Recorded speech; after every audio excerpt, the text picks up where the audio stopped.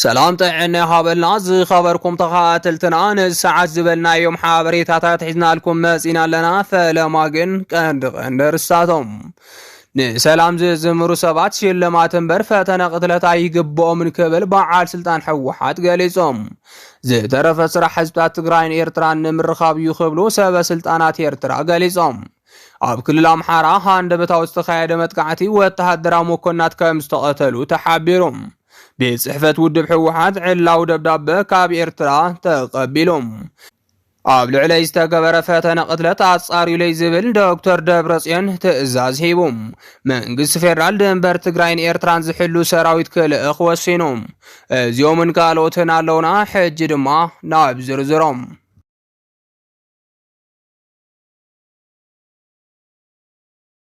نسلام زمرو سبات شلماتن بر فتن قتلتا يقبؤ من كبل بعال سلطان حوحات قاليصم كم زفلت همالي قبل علم سيرترا سلام نمقبر ركبات كفصم صنح سب سانه سب زبل مصوع زلو ايت برهانه ገብረ ክርስቶስ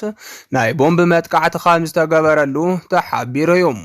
እቲ ኣብ መንበር ገዙ ዝተገበረሉ ፈተነ ድማ ንብረት ገዙ ኣዕኒው ንባዕሉ ግን ከም ዝተረፈን ካብቲ ሓደጋ ነፃ ምዃኑን ገሊጹሎም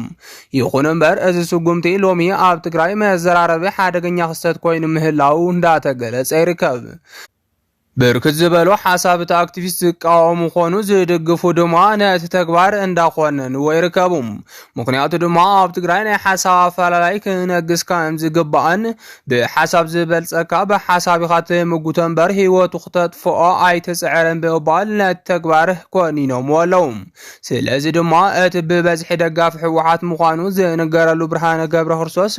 ዝተፈጸመ ጥቃት ንብዙሓት ተጋሩ ኣቆጢዑሎም ቅድሚ ሕዚ ኣብ ልዕሊ ጌታቸው ፈተነ ቅትለት ተገይሩ ተባሂሉ ድሕሪ ሓበሬታ ምውጽኡ ብዙሓት ተጋሩ ከም ዝኾነን ወልክዕ ሎሚ እውን ኣብ ልዕሊ ኣክቲቪስት ተገበረ ፈተነ ቅትለት ክኹንንዎ ምርኣይ ድማ ኣብ ትግራይ ነፃ ሓሳብ እምበር ብሓሳብ ንዝተፈለየ ዘቐትል ኣካይዳ ከይፍጠር ብጥብቂ ክስርሓሉ ከም ዝግባእ የመላኽት ኣክቲቪስት ብርሃነ ማለት ካብቶም ቅድሚ ሕዚ ኣብ ልዕሊ ጌታቸው ፈተነ ቅትለት ተገይሩ ተባሂሉ ድሕሪ ሓበሬታ ምውጽኡ ብዙሓት ተጋሩ ከም ዝኾነን ወልክዕ ሎሚ እውን ኣብ ልዕሊ ኣክቲቪስት ገበረ ፈተነ ቅትለት ክኹንንዎ ምርኣይ ድማ ኣብ ትግራይ ነፃ ሓሳብ እምበር ብሓሳብ ንዝተፈለየ ዘቐትል ኣካይዳ ከይፍጠር ብጥብቂ ጸዊዖም ኣለዉ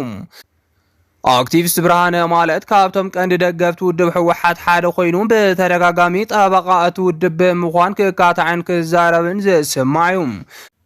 በተወሳኺ ድማ ኣብ ዝሓለፉ ሰሙናት መዘውጋዓዊ ኣፈኛ ህግደፍ ዝኾነ ኣወል ስዒድ ተራኺቡ ዕርቂ ትግራይን ኤርትራን ከም ዘጀመረ ይዝረብ እዩ ንሱ ብዘቕረቦ ዕላው ዝኾነ ሕቶ ድማ መንግስቲ ኤርትራ ትግራይ ትደልዮ ኮሪደር ሸቐጣትን ነፃ ወደብን ካብ ኤርትራ ክትጥቀም ትማሊ ኢሳያስ ምግላጹ ናይ ኤርትራ ሚድያታት ሓቢረን እየን ነስዒቡ ድማ እቲ ኣክቲቪስት ካብቶም ቀንዲ ርክብ ሕወሓትን ሻዕብያን ዘቀጻጽሉ ዘለዉ ሰባት ሓደ ምዃኑ ይንገረሉ ሎሚ ፈተነ ቅትለት ከም ዝተኻየደሉ ምሕባሩ ስዒቡ ድማ ውድብ ሕወሓት ብዛዕባ እዚ ጉዳይ ትእዛዝ መሳለ ኣንፈት መሃቡ እንዳተገለጸ ይርከብ እዚ ድማ ምስ ኣዘዝቲ ሰራዊት ከም ዝተረኸበ ዝተነገረሉ ኣቦ ወንበር እቲ ውድብ ዶክተር ደብረጽዮን ኣብ ልዕሊቶም ፈተነ ቅትለት ዝገበሩ ሰባት ምጽራይ ክግበር ከም ዝተሓተተ ተገሊጾም እቲ ጉዳይ ዝፈጸሙ ኣካላት ክንደይ ዝኣክል ነውሩ ከም ዝፈጸሙ ክርድእን ህዝቢ እውን ክርድኣን ከም ዝግባእ ዝሓበረ ዶክተር ደብረጽዮን ንሰላም ዝዘመረ ተጋዳላይ ሽልማት እምበር መቕተልቲ ኣይግብኦን ክብል ነቲ ኣክቲቪስት ፍትሒ ክወሃቦ ኣዚዙሎም በተወሳኺ ናይ ድሕነትን ሰላምን ሓለፍቲ ዝኾኑ ንኣዘዝ ሰራዊት እቲ ዝተገበረ ፈተነ ቅትለት ኣብ ልዕለይ ከም ዝተገበረ ሓሲብኩም ብህፁፅ ምፅራይ ግበሩ ለይ ክብል ኣዚዝዎም ከም ዘሎ ካብ መቐለ ሰማዕናዮ ዜና የመላኽት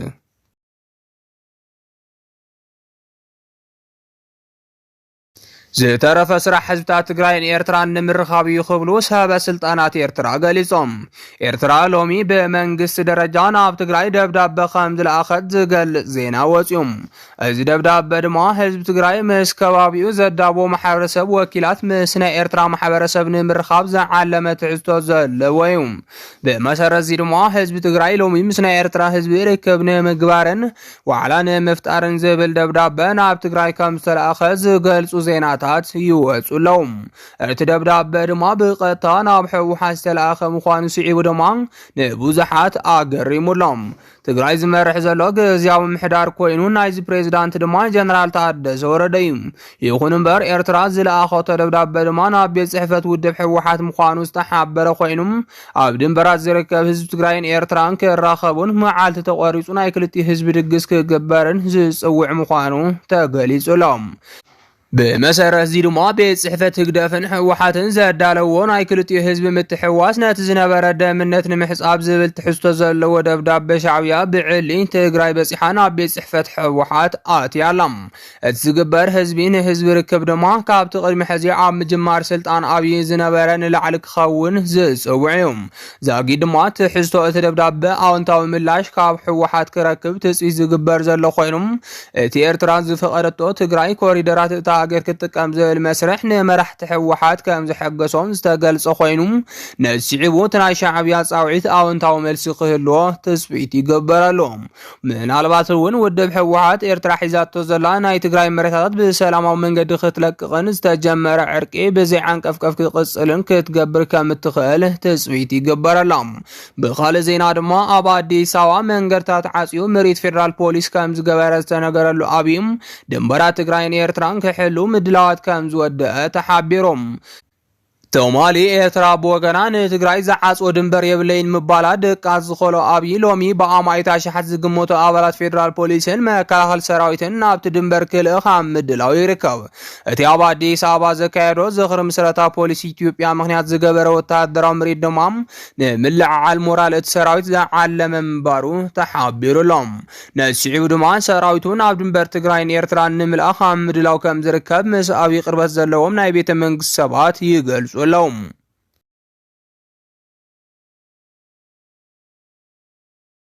ኣብ ክልል ኣምሓራ ሃንደበታዊ ዝተኻየደ መጥቃዕቲ ወተሃደራዊ መኮንናት ከም ዝተቐተሉ ተሓቢሮም ብዝተፈላለዩ ግንባራት ዓወት ይሓፍስ ከም ዘሎ ክሕብር ዝጸንሐ ፌደራል መንግስቲ ሎሚ ድማ ሓደ ዘደንግጽ ዜና ከም ዘስምዐ ተገሊጾም እዚ ዜና ድማ ሰለስተ ላዕለዎት ኣመራርሓ ፌደራል ከም ዝተቐተሉ ምሕባሩ ስዒበዮም ብመንግስቲ ፌደራል ኣብዚ ሕጂ ሰዓት ኣብ ክልል ኣምሓራ ዓበይቲ ዓወታት የመዝግብ ምህላው ክሕበር ድሕሪ ምጽናሕ ብርክት ዝበሉ ምሩኻት እዞም ዕጡቃት ብዝተፈላለዩ ናይ መንግስቲ ሚድያታት ከቃልሕ ጸኒሑሎም ይኹን እምበር እዚ ናይ መንግስቲ ፕሮፓጋንዳ ምዃኑን ኣብ ልዕሊ ኣብይ ዓወት የመዝግቡ ከም ዘለውን ዕጡቃት ፋኖ ክገልጹ ጸኒሖም እዮም በዚ መሰረት ድማ እዚ ምንቅስቓሶም ኣብ ቀረባ መዓልቲ ነጻ ዝወፀት ክልል ኣምሓራ ኸሪኦም ምዃኑ ይገልጹሎም ሎሚ ዝተቓልሐ ዜና ከም ዘመላኽቶ ከዓ ሰለስተ ላዕለዎት መራሕቲ ዝርከብዎም ወተሃደራዊ መኮንናት ኢትዮጵያ ከም ዝተቐተሉ ዕጡቃት ፋኖ ገሊጾም ኣለዉ ከም ዝፍለጥ ኣብ ሶሙን እዚ ኣብ ክልል ኣምሓራ ብውግእ ዝተማረኹን ባዕሎም ኢዶም ዝሃቡን ዕጡቃት ፋኖ ኣብ ኢድ ፌደራል ኣትዮም ብተግባሮም ከም ዝተጣዓሱ ብናይ መንግስቲ ሚድያታት ክቃላሕ ጸኒሖሎም በዚ መሰረት እውን መንግስቲ ፌደራል ኣብ ልዕሊ ዞም ምሩኻት ተሃድሶ ብዝብል ንሶሙናት ብናይ ብልጽግና ፕሮፓጋንዳ ክስልጥኑ ጸኒሖም ኣለዉ ሎሚ ድማ ኣብ ናይ መወዳእታ ምዕራፍ በጺሖም ብመንግስቲ ብልጽግና ስልጠና ተዋሂብዎምን ምሕረት ከም ዝተገበረሎምን ዓበይቲ ሓለፍቲ ብልጽግና ተረኺቦም ከም ናይ ምፍናው ፕሮግራም ከም ዝነበሮምን ተገሊጹሎም ኣብቲ ዝነበረ ናይ መወዳእታ ፕሮግራም ምስናይ ዞም ዕጡቃት ከዓም ካብ ዝተፈላለዩ ግንባራት ዝተረኸቡ ጀነራላት ብልጽግናውን ዕዱማት ከም ዝነበሩ ተሓቢሮም ይኹን እምበር ኣብቲ ዝነበረ ፕሮግራም እንዳሃለው ሃንደበት ብዕጡቃት ፋኖ ተኸይቦም ንሓደጋ ከም ዝተቃልዑ ዝረኸብናዮ ሓበሬታ ይረዳም